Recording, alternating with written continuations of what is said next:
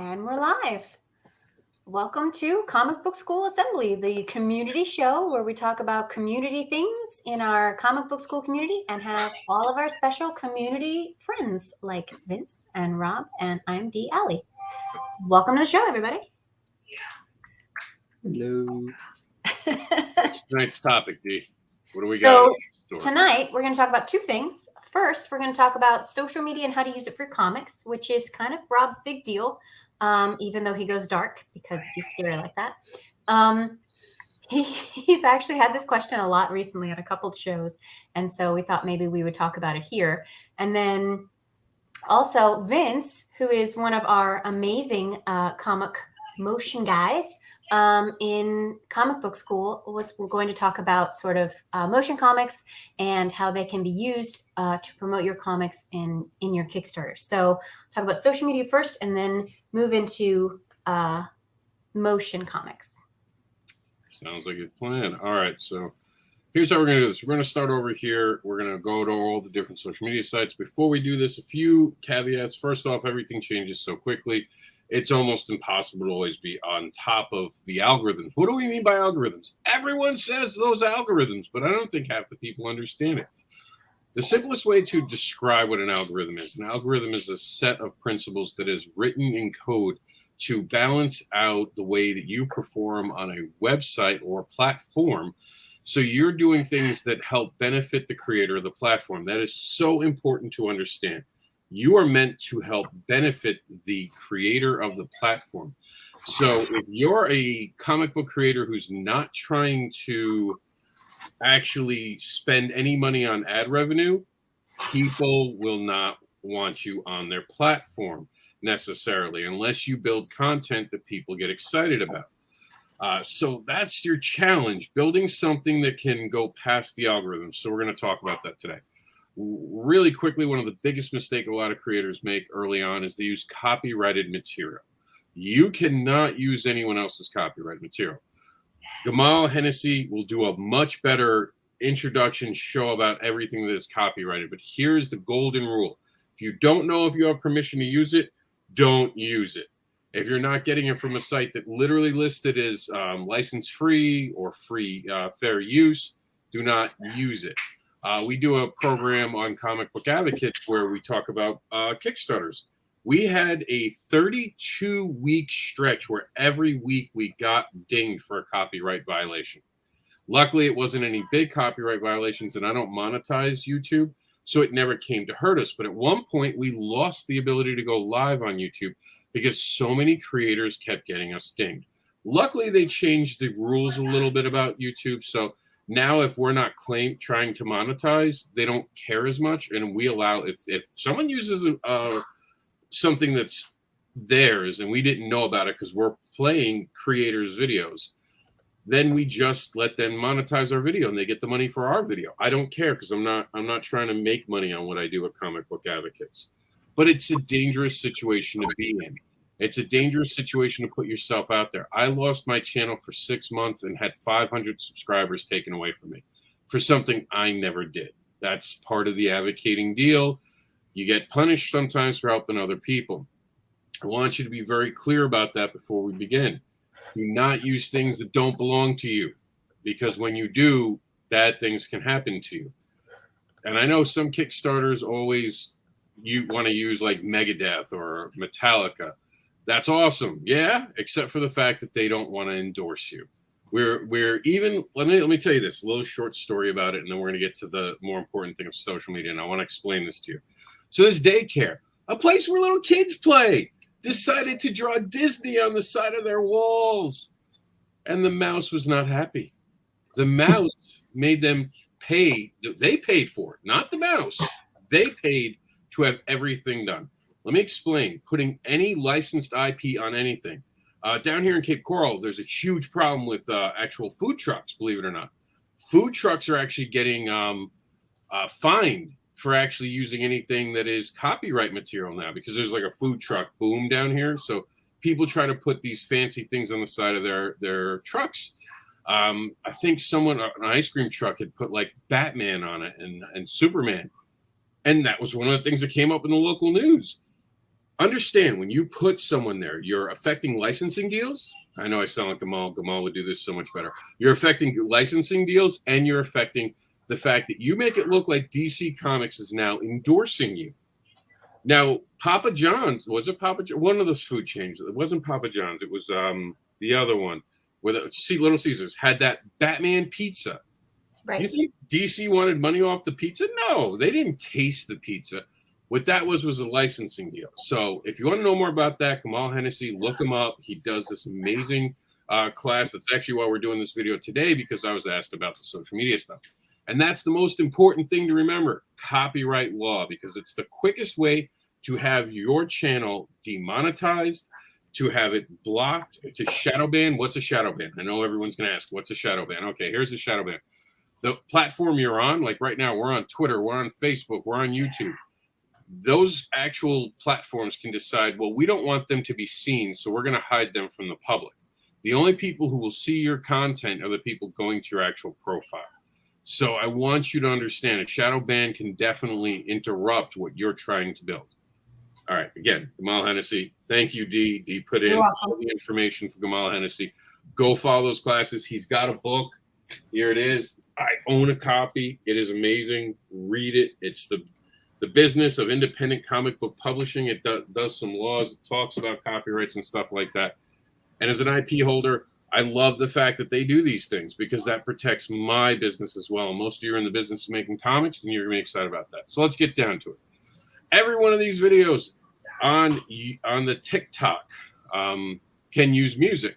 So, and this is going to be an important one. So I make a TikTok video here. And what I like to do, and this is I'm going to give you an insider tip right now. I make a TikTok video and then I go share it on Instagram. I'll go share it on Facebook Reels. As a matter of fact, I've gotten more views on Facebook Reels this year than I have on any actual video. Like right now, this comic book school video will get, hopefully, let's say 100 views. I'm getting 1,000 views for 60 seconds. I have a video that has 4,000 views right now, and it's still growing. Understand these shorter videos, that's the attention span market right now. 60 seconds to 3 minutes. If you can do it in 15 seconds, do it in 15 seconds. Here's the catch. When you duet with someone or you make a video and you put music on it, it does not matter if Instagram has the same music. Understand that these platforms now can read the code behind the music and realize who's tagged in it. So they can literally hear this little thing that has like an Instagram, almost like digital code that's hidden from your ears. And they realize that the reason of this is money. It's always about money. Instagram pays to use certain songs and they get royalties. Same thing with TikTok, same thing with Facebook. So if you take a video, this is very important, with any music on it and you switch to a different platform, you're going to get tagged for not using the music directly from them. Even if it's the same song. I know that sounds like insanity. But for the computers, because this is a computer detecting it, it does not understand the difference. This is, I know, it sounds so complicated. I get it, guys. Well, it comes down to licensing agreements, right? Yeah. So TikTok's going to pay a certain amount of money for a certain amount of songs for a certain amount of time, right? And when their time runs out, you can't use those songs anymore. You can't pull those songs anymore. Instagram made a different deal, a different amount of money. Mm-hmm. They're paying out different. They have different rules and regulations and time limits on when they can use that song. So if you try to use that song in both places, now the computer's trying to regulate which license agreement are we using, and so it goes, we can't because it doesn't. You're not using ours. We can't tell you when that song is good or when it's not, and we can't pay to use the same song because it's a different pay system. So it's for them, it's all legal and money and contracts. And that's why the computer has to ding it. And Dee knows that because she actually worked in advertising. And so she understands that. So if, again, in doubt, don't do it. So now I deliberately called up comic book school and I've done things knowing I'm going to be doing this video now. And I have a few things set up for you guys. First off, in this fourth video from the left on the top, notice how there's a comment up there. Cool thing that you can do in TikTok is you can reply to comments with a video. So you no longer have to, like, if you want to be sarcastic, you can be dripping with sarcasm now as you respond to someone because they can hear your voice. It's kind of fun and cool. Right next to it, you can see that I pointed this is about the awards that'll be happening and a little bit behind the scenes. you guys can see that I'm just showing behind the scenes of my computer. I'm updating people about what's going to be going on this actual Thursday, which D has some news about later in the show about. But you can actually do that, and you can be part of the community by showing what you're doing. It's a quick video. You can do that. You can do duets. So I have a duet here that we can actually look at because there's no music to it. Where is it? And the one downside to this, and I'm notoriously bad for this, is that I actually do not change my shirts. There are people who are dedicated to changing the shirts. No, I'll do 6 or 7 videos in a row with the same shirt, guys. As a matter of fact, I will do when my every day I try to walk a few miles, 2 of them, as a matter of fact, I will do 20 videos, all the same shirt. I am not carrying spare shirts around, but some people are dedicated. So perfect example of a good stitch. So let's see, we'll go with this young lady. So this young lady. And then go to this. Is talking about how you can stitch, how a superhero can change when they're female with so easily if they're a woman, because they can change their hair, their outfits, their makeup, all that different stuff. I thought it was really cool, so I called out to the community and I said, hey guys, do you think women have an easier time? I did this with a feature called Stitch. So now she makes her comments, and then here I come. And then I call on the community asking them, what do you think about this? And I tag people. So what's a tag? For those who don't know, a tag is when you use that, and what's the actual official? It's the @ sign. I know it now. There's another term for it. But do you know the term, D? The numeral sign? No, the @ the A that's got the circle around it. Ampersand. Ampersand, thank you. No, an ampersand is an and. It looks like an S with a. That's right, because it's like Anderson. That's right. No, the other. Well, either way, it's you know what? I'll look it up. Yeah. So it's the A with the circle around it. You do that, and you call on any of your friends. Tagging people is important on all social media, as long as it has a reason. Do not be the person who tags everyone on your friends list. That's a quick way to piss people off. Also, do not go into their messengers about your latest Kickstarter and how excited you are about it when you never talk to them. Listen, I reach out to my friends and I ask my friends to share my campaign. And the reason I can ask my friends to do that is because I do the same for them. If you have a relationship with someone and you want to reach out to them, that makes sense. If you know they backed your last project, you want to personally give an invite, that makes sense. Do not use your messenger as just this throw up of this is what I'm creating. I've never talked to you before, but now back me. And don't tag people to post. Over the weekend, I had someone tag me in some NFT nonsense. And I was like, look, I'm not looking to buy the Brooklyn Bridge. Please don't ever contact me again through my messenger about this. And they decided to double down on the attitude. And they did this in a group of like 80 people that had been randomly tagged. And there were people literally now yelling at this guy, telling him not to waste their time. Don't be that guy. Don't tag a bunch of people, because what ends up happening is 30 people start yelling at you. Well, there's a balance, right? It's one thing to promote your stuff. It's another thing to promote your stuff, do absolutely nothing else on all of your social media, and then tag the crap out of everybody else. Nobody wants that. That's as bad as like literally watching a channel full of ads, right? What you want to do is connect with people, right? Have friends, have conversations, get people interested in about who you are and what you do and being authentic. That's something you'll hear a lot in social media. They don't want fake people, right? They want you to be authentic. They want to connect with you in a way that they believe you are yourself, and you should be. You shouldn't have to fake it, right?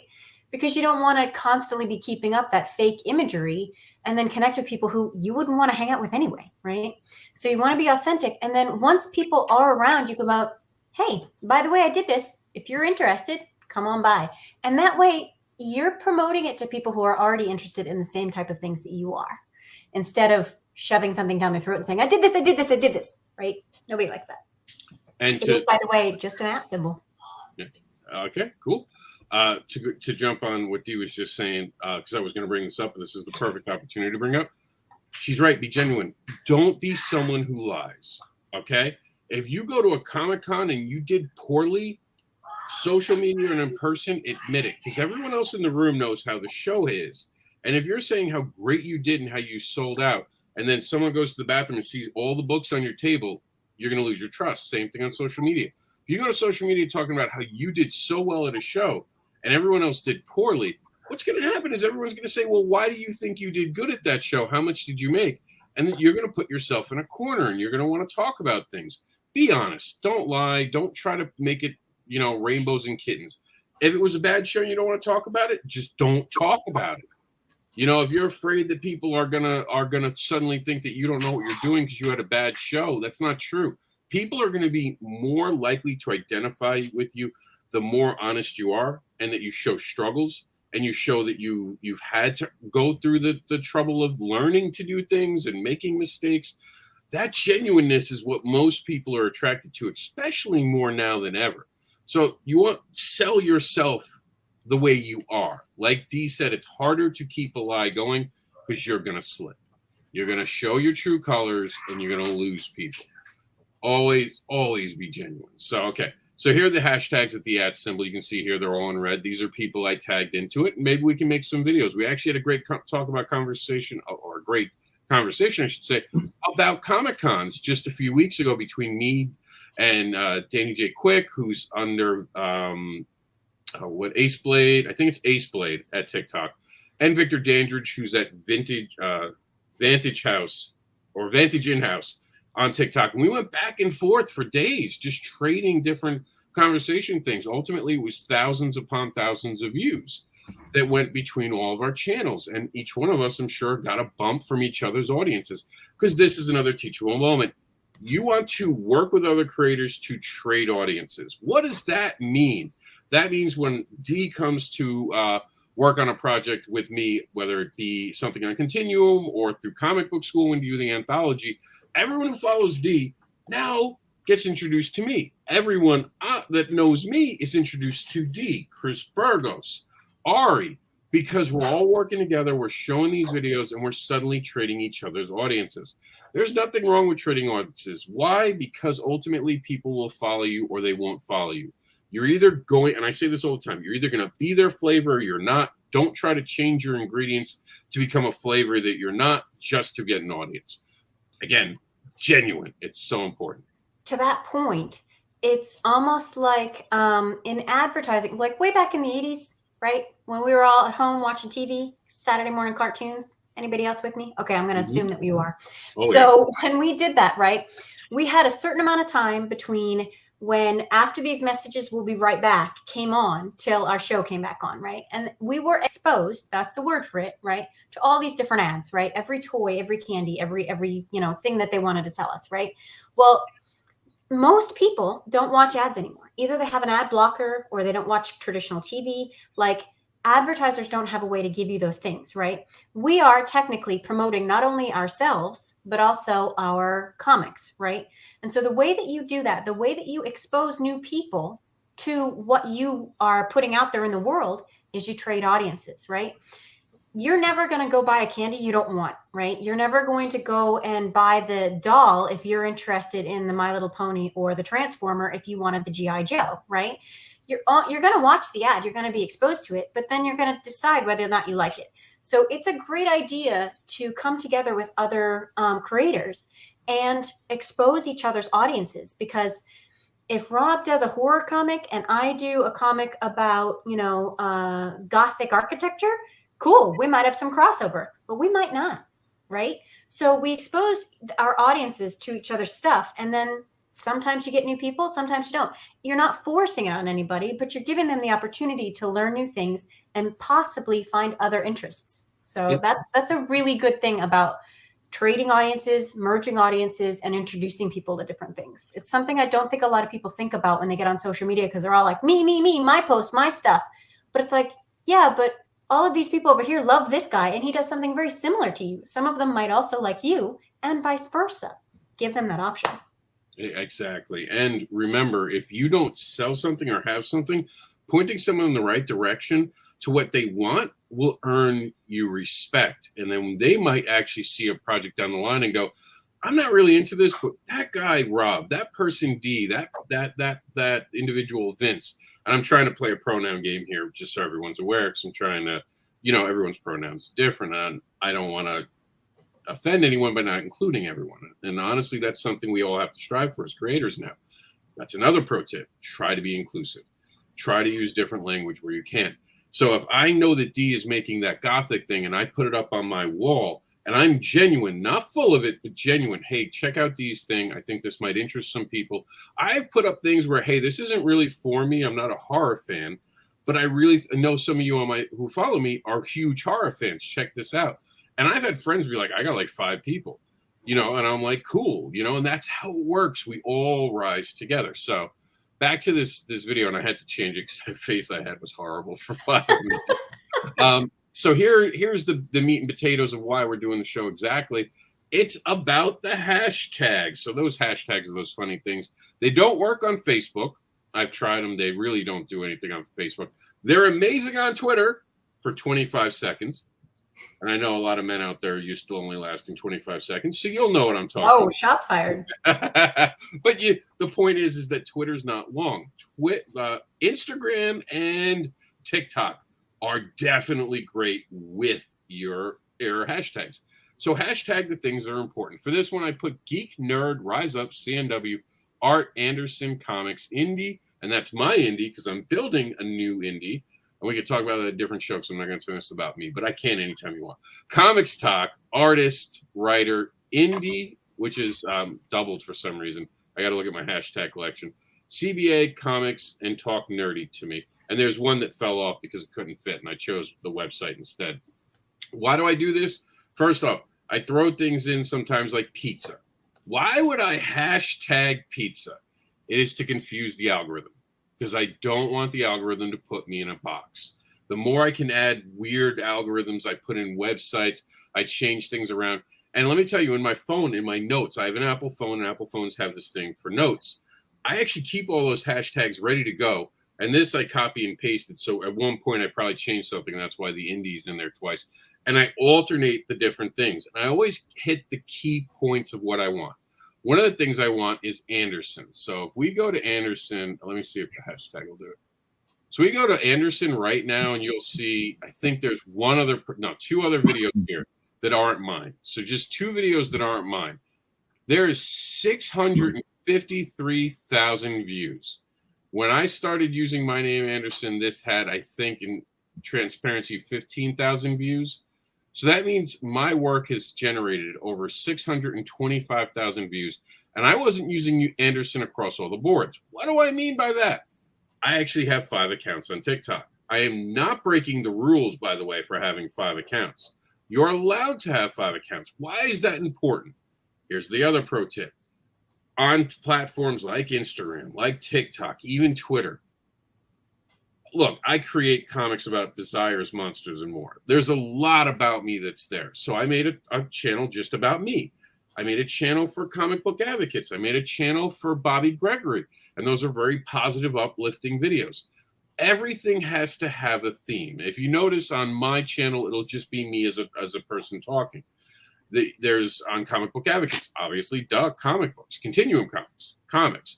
But then I also have Creator Unleashed. Creator Unleashed is basically the TikTok channel I expect to get banned every so often for making jokes that are inappropriate. Because I like an inappropriate joke every so often, or I like to do stitching. Here's another pro tip. If you stitch or duet with someone, you could get in trouble for it. Whether it's fair or not, just be aware. If you try to do something with a girl who's trying to do something racy, you could get in trouble even though you're just duetting it. And if you say something to someone, you can be offensive, and they can report you for bullying. Understand social media is not a safe place. I want you kids to understand that. You're going to be getting along and not getting along with many people. But the ultimate thing is to stay on point, stay on message, stay positive. Do not engage in fights. Just keep building what you're going to build. When you get suspended, take the hit, argue it. There's always an appeal button. But hashtags, so important, because this also tells me how I'm doing. I am trending where my name, which is now my brand, Mr. Anderson Everywhere, will have 1 million views by the summer, if not fall. That's a pretty big accomplishment, I think. Other things to know about TikTok, you want 1,000 followers so you can go live. Live changes the game. It means that you can reach a bigger audience. I actually got banned doing a live, though. So, again, you can still get in trouble. And I got banned for talking about children's literacy. It doesn't always get it right. Sometimes the algorithm or someone reports you because they don't like you. I know you're thinking no one dislikes you, but there just might be one person in the world who might not like you and just decide to report you, and it can get you in trouble. So again, social media, it's not your friend, but it can be a business tool to use. So that's hashtags, all that. Again, put in pizza, change it up, and always look at a different video if you want to get to change out of an algorithm. Because TikTok, Twitter, and Instagram, what they really will do. Facebook is sort of like this, but half ads more than anything else. Facebook's more about who you interact with, but these other three platforms are going to give you what you constantly watch. Double down on it. That's why if you all heard about the fact that social media is now being taken to Congress, it's because the basic idea is that social media almost gives you more and more and more, but sometimes that can be dangerous. So always step out of your comfort zone and look for different things. Just don't go to your For You page, your simple things. Use the hashtags yourself to get a bigger audience, to see more things, to be exposed to more things, and it'll keep you out of an algorithm jail. Twitter is a basically dumpster fire that is in a water. It's going down a path. It is horrible. Tell us how you really feel, Rob. No, it really is. Like, everyone knows it. Even the people who are popular and do well on it know it is. Twitter has always been a dumpster fire. Yeah, because literally it's people's thoughts. Yeah, this is the thought bubble. Like, the thought bubble of humanity is Twitter. And as we see when we do those movies where the girl becomes a guy, or the girl can hear a guy's messages, or vice versa, and we start hearing the internal thoughts of someone. Imagine why Jean Grey must be depressed all the time knowing what people actually think. She must be like, I understand Dark Phoenix so much better knowing that she can read people's minds, especially men's minds. I get it, Jean. I get it. So I would blow worlds up too. But seriously, Twitter, it's great for advertising. It's great for getting your message out there. Yes, you should be on Twitter. What I'll tell you is don't talk to people on Twitter. Put your stuff out there. Do the hashtags. And I have a Twitter for backer paws. I have like 10 Twitters. Because there's no rule about how many you can have.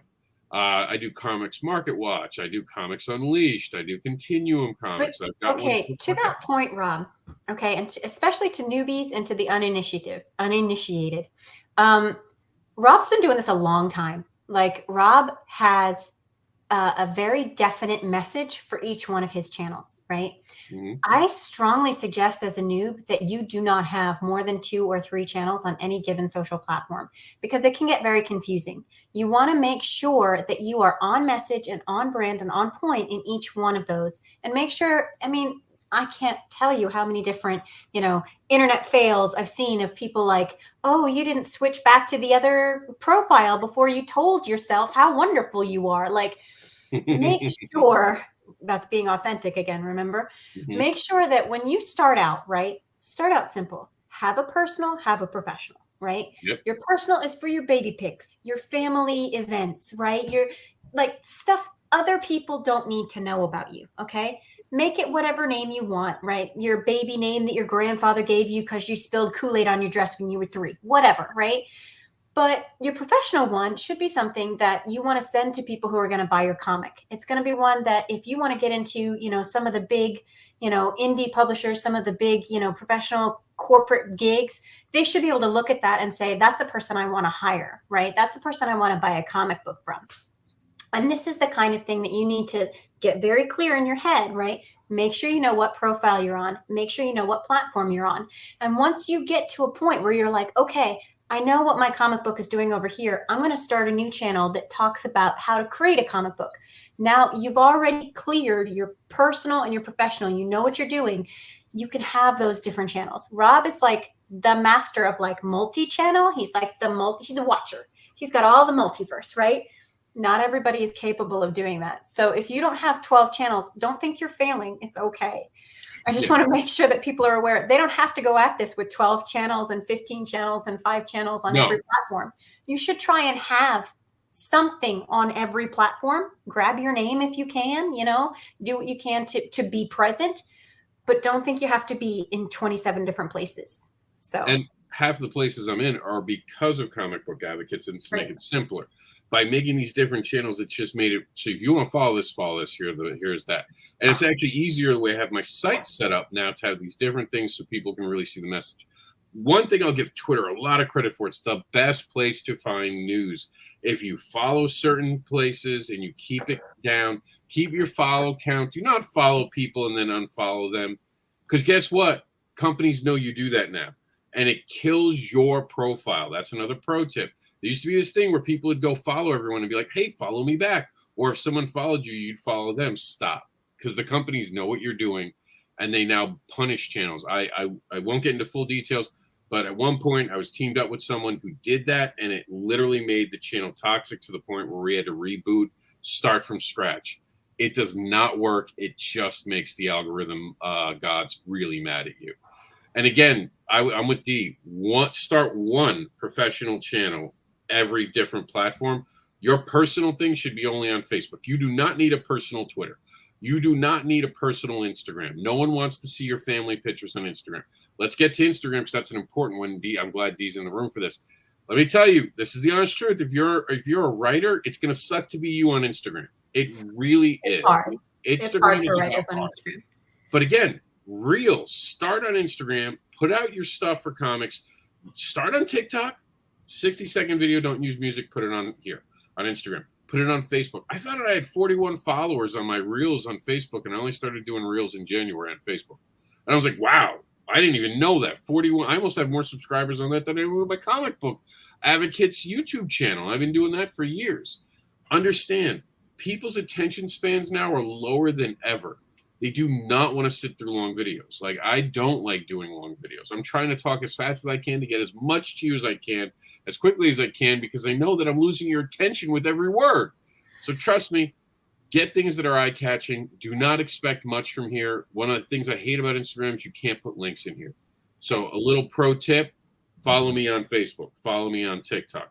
That's why I like to drop the actual – I don't record a video and then drop it on Instagram and TikTok. I do it on TikTok, so it puts my name in that. It's got like a watermark. So then people can follow me back to TikTok where I can actually put a link that they can hit. And for artists, because I know Rob's a writer. I mean, mainly, let's go there. For artists, Instagram is the place to put something that you want people to remember you by, right? Mm-hmm. You want them to be able to scroll and see that picture and go, I want that, like commission work. I want to work with you as a comic book writer or as an artist. Like, that's the place where you want to put that. All of your action items, all of the things that you really want to promote. This is happening now. Here's my video. Put it in the reel, right? Put it in your story. Let people run through it, because one, lots more people watch the stories than literally scroll through Instagram. They go through Instagram to find an image where they want to work with that person or they want to buy from that person, right? They're not just, I mean, as artists, we go through it for inspiration sometimes, and that's great. But you want to put stuff up there that you're going to want people to buy from you, okay, as an artist. As a writer, you're going to want to put stuff up there so that people think, okay, this guy's got an art eye in comics. I can work with them, right? So spend more time on the work than posting it in Instagram, because it's more important. All right. And great advice. We have two more things, and I'm going to pass it over because Vince is here to talk about something. But these ones are going to be quick, so we've gone over so much. All right, so here we go. Jumping into YouTube. So it's not the same as it once was. This is no longer going to be an easy place to get into. You think you're going to set up a podcast and make 1 million followers? They made it harder. I can't go into it now. Short story is that people were corrupt and did really bad things to YouTube, so they're very protective now about things. And there was outright fraud. So it is going to be very hard to build your channel. However, I still suggest building a channel. I still suggest putting this. They were trying to do shorter reels. It doesn't work. You don't get as many views. But I still put them on there because last year we tripled the amount of views we had in 1 year versus what we had the entire time. Well, not the entire time at Junks. I lost something over the last 3 years. Let's put it that way. And the final social media platform that you guys aren't understanding as a social media platform, and this is going to be a great segue for your conversation right after, Kickstarter. Kickstarter is a social media platform. Yes, you can do crowdfunding, but the cool thing about Kickstarter is when someone backs your project, they send a message to everyone else who's backed them in the past or follows them what they're actually now backing, and it makes it exciting to them. Oh, wow, Tommy's doing that. Tommy likes the stuff I like. So now Tommy, you're checking out Tommy's page, seeing everything that they backed. This is a social media thing. I have a friend right now who's going to drop a Kickstarter in the next week or two. He's like, I'll just print the books. He's like, I'm not ready. I was like, hell no. Drop a Kickstarter, put $200 down. listen, guys, I just want to print the book. Help me print the book. Get me started. $200. Doing that, he'll begin to build the channel. When I did Cat Dad and Supermom this time, I had to build a new channel. It was death to me. I have a literal platform that I've done 13 projects on. When I launch a project, 20 people show up and they're like, wow, Rob, here you go. Within the first 2 or 3 hours, I had to launch where no one was there. But now when I do that second campaign, or the third campaign actually, but second campaign on the channel, people are built in. This is a built-in social media platform. Few quick points and then it's all yours, D. Advertising on Facebook, putting your Kickstarter link, saying things like crowdfunding, saying things like even saying link in profile or link there, it's going to hurt you with the algorithm monsters. Do not use words like that. And honestly, your best way to get a Kickstarter to be seen out there, short videos. This last campaign, I got 20 new backers I've never had back before from TikTok. TikTok is going to help you build a bigger audience. Facebook is not there to be your friend. Meta wants you to be on the metaverse. They're worried about NFTs. They are changing their business plans. They are not looking at us creators. They don't want us using this for Kickstarter until, if they ever actually do it, which they've been threatening to, they make a crowdfunding platform. And then maybe as creators we'll actually get some help. But until that happens, TikTok is your friend. Shorter videos are your friend. Be on Instagram, be on Twitter. If you're going to use Facebook, the best way to communicate on Facebook right now is Facebook groups. Dee, it's all yours. Well, moving right from that, Kickstarter being the big social platform that I think a lot of people don't understand. One of the things that we wanted to talk to Vince about was motion comics. And I think a lot of people get lost on a lot of different social platforms because either they're a writer on Instagram or they're an image person on Twitter. TikTok and sort of the video formats have thrown a lot of people off because comics are technically a still medium.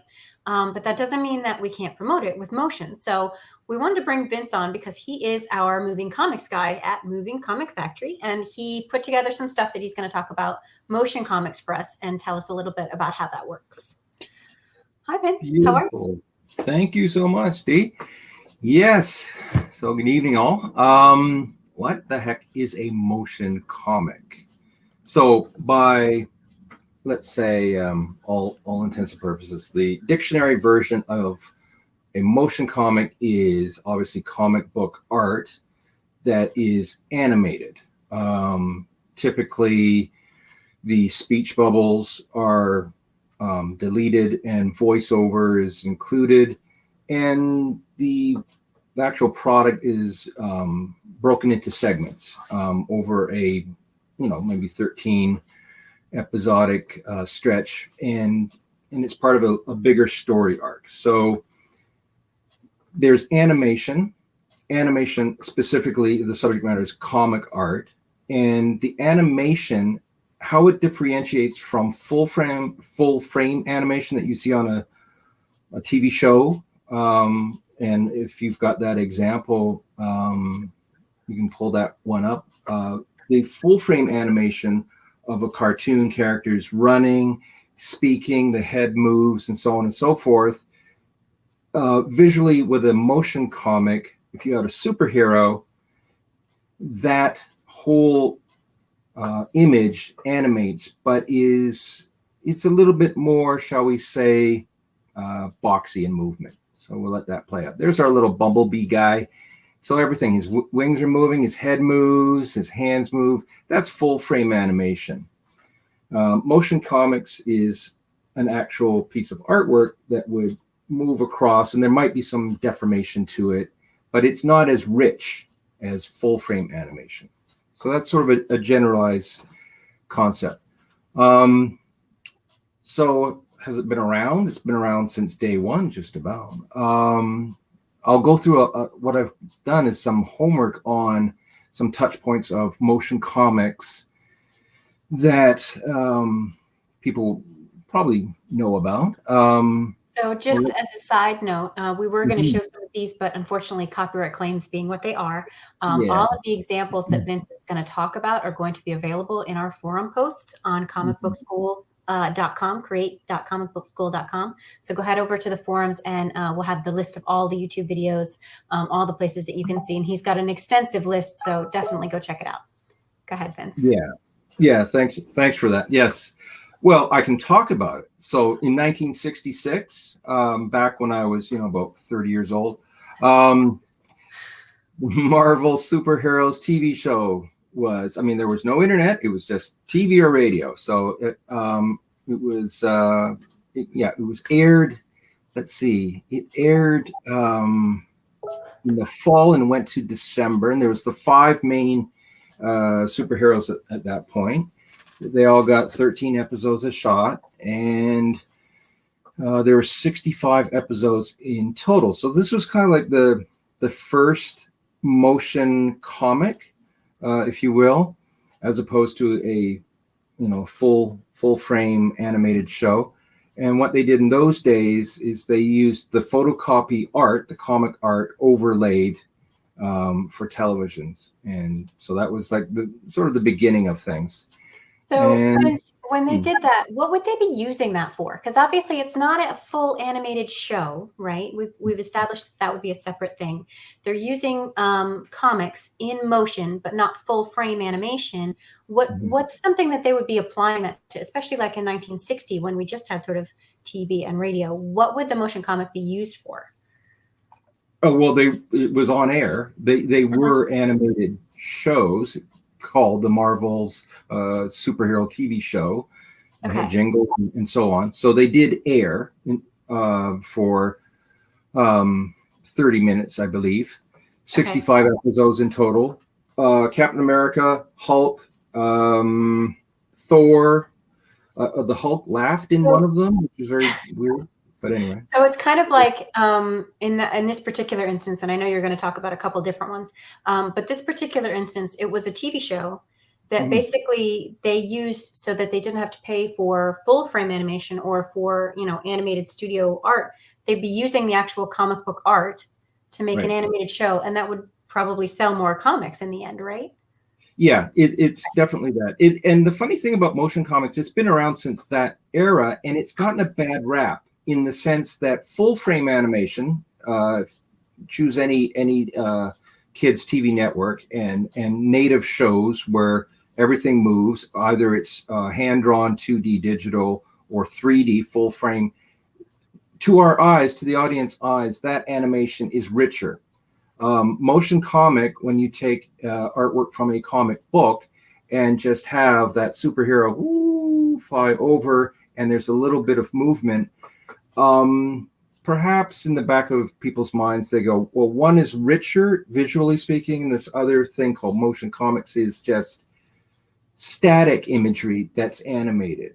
Right. And so there's a bit of I guess it's always been a thorn in the side of motion comics for that reason, for that era. But that doesn't apply to this era, because we're going to get into some of the software, just some of the tools and some examples that you'll see on the forum posted later, because the stuff that's done now is just amazing. And it has that look. It has, it not full frame animation. And so it's come into its own now, more so.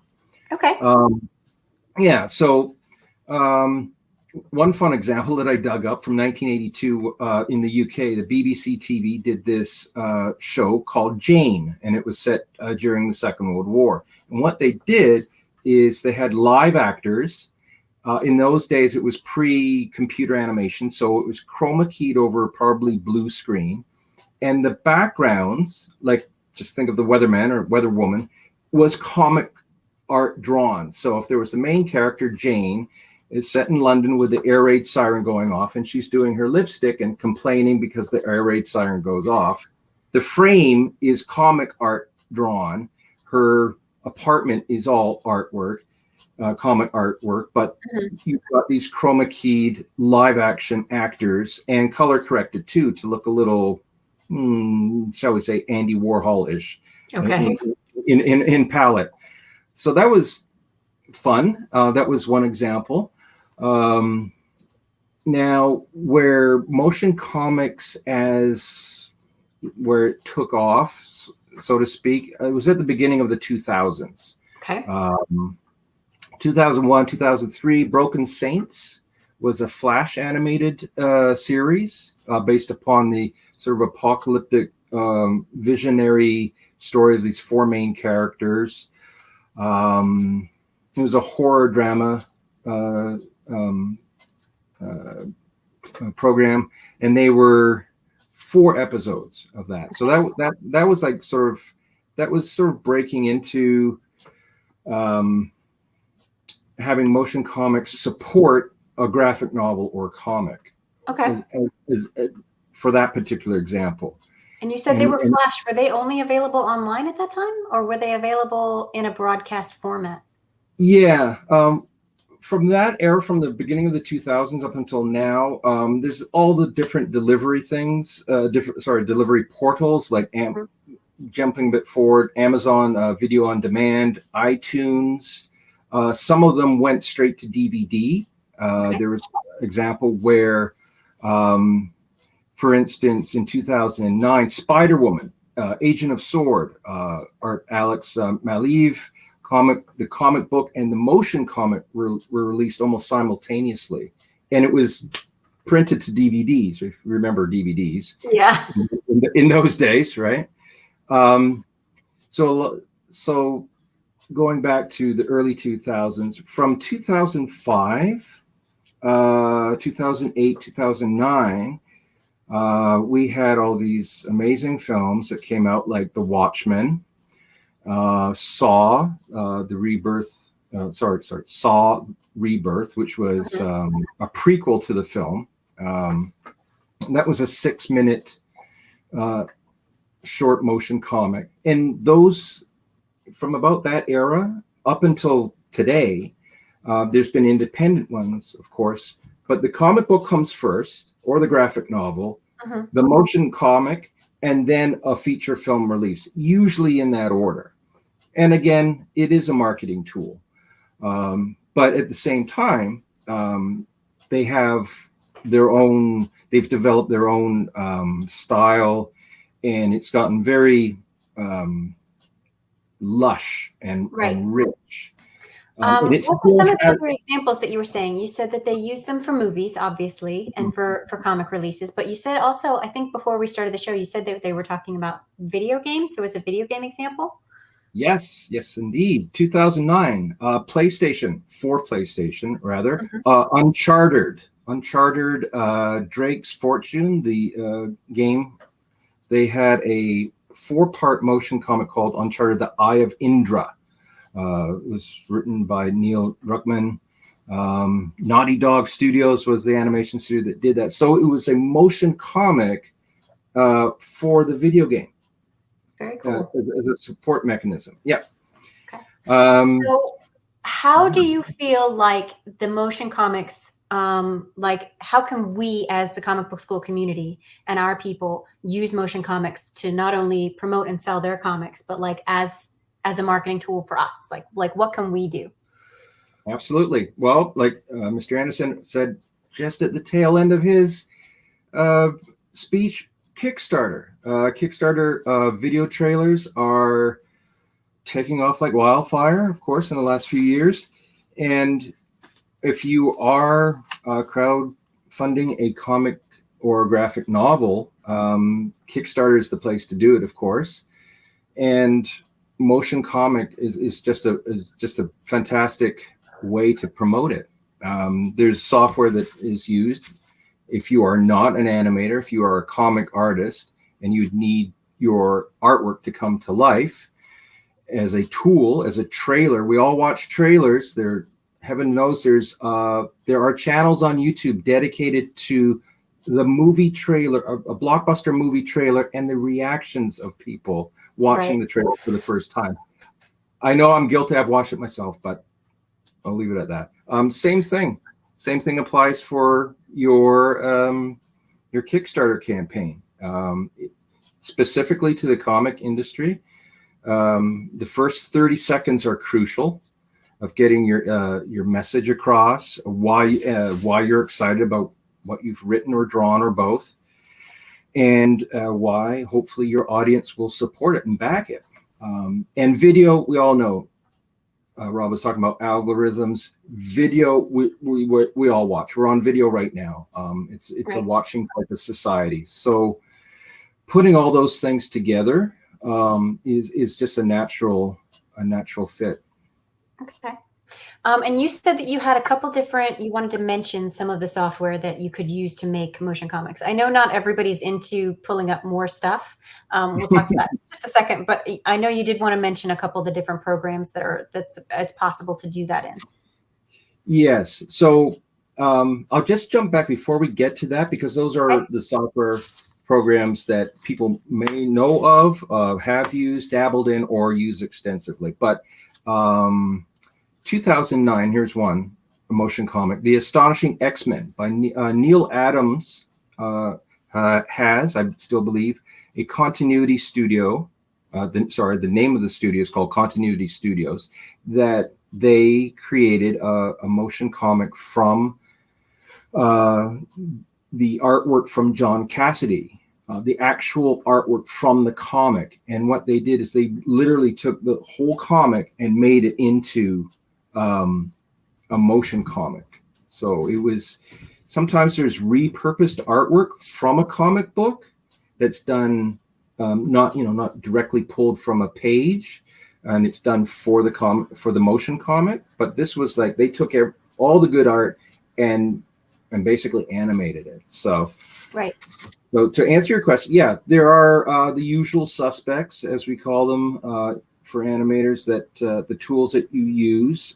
Typical ones that come to mind from Adobe are After Effects and Adobe Animate.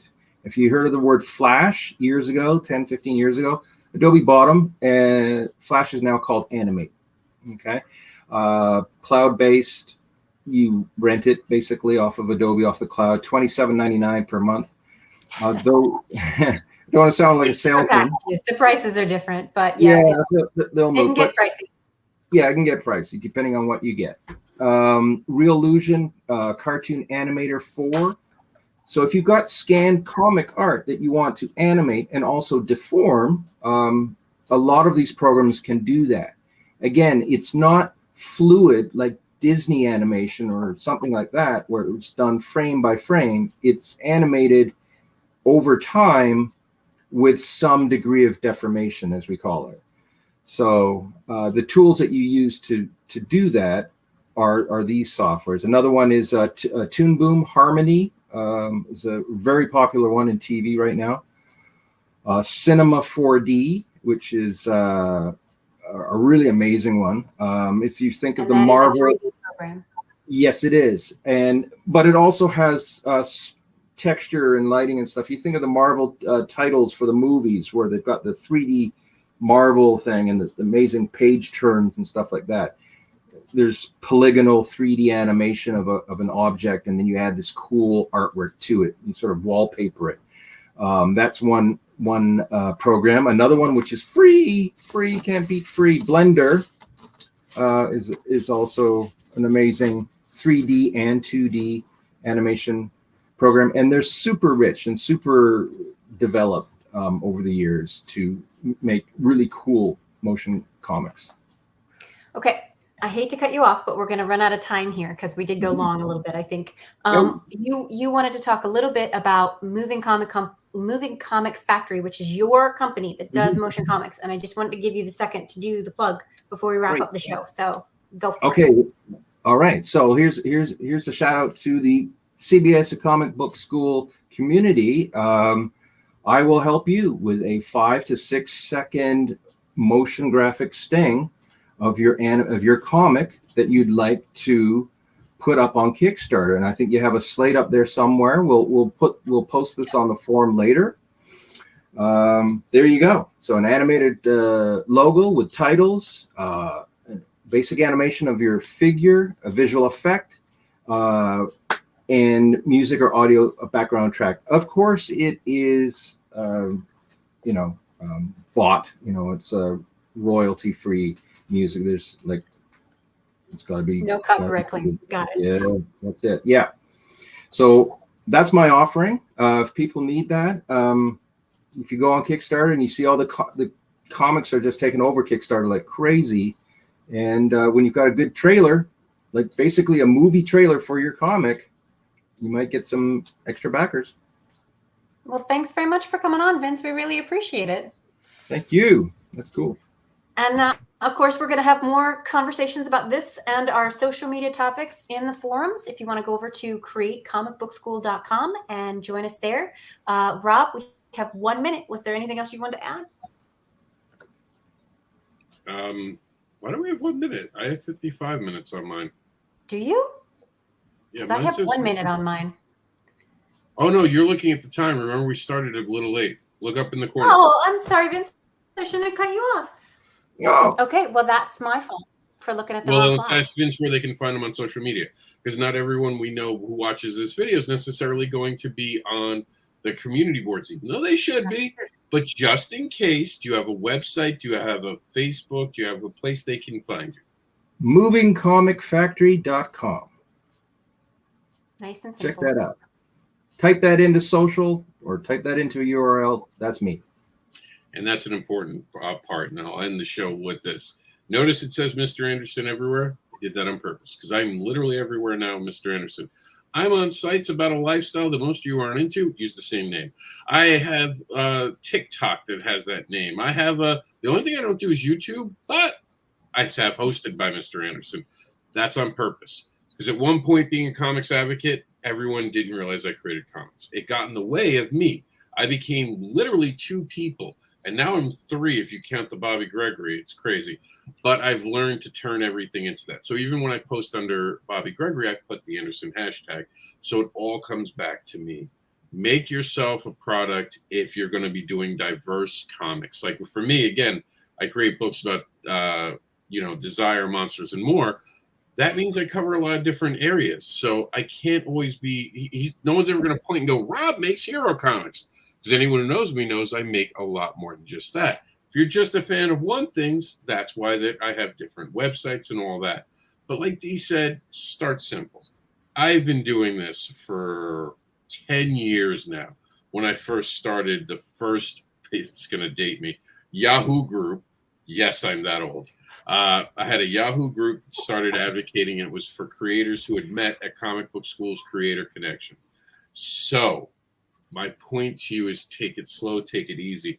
It took me a lot of time to fine tune, and there's still times I don't touch Instagram for a week or 2. And I'm like, damn, I haven't been on Instagram. I better go there. So, and I said this today, don't make this your life. Find ways to use hacks. Reuse your TikTok, your reel, different places. And be genuine. Put the stuff out there that really matters. Don't stop trying to chase trends. You'll spend so much time chasing a trend, but by the time you get there, the trend will be over. Anything to add, Dee? No, I think that's pretty good. Start simple and be consistent. Don't worry about posting everywhere every day. Start with a pace you can keep. For example, if Rob's off Instagram for a week, then I think something's wrong. But I probably post once a month. I'm not at his level yet. And that's okay. It's okay to start small, but be consistent, right? Pick a time, pick a number of posts you can do in a month. Pick your platforms and make sure your message is consistent. Moving comics can also help. Always reach out to people who are doing different things than you. Ask them how they're doing it.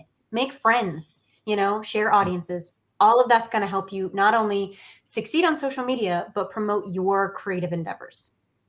All right, Vince, you got 30 seconds. What do you got for me? One last thing. I forgot to add this about Kickstarter. You're not going to believe this. They have a comics outreach lead person. When you've got, questions about your campaign and you need a little bit of help, they've got a person there. So there you have it.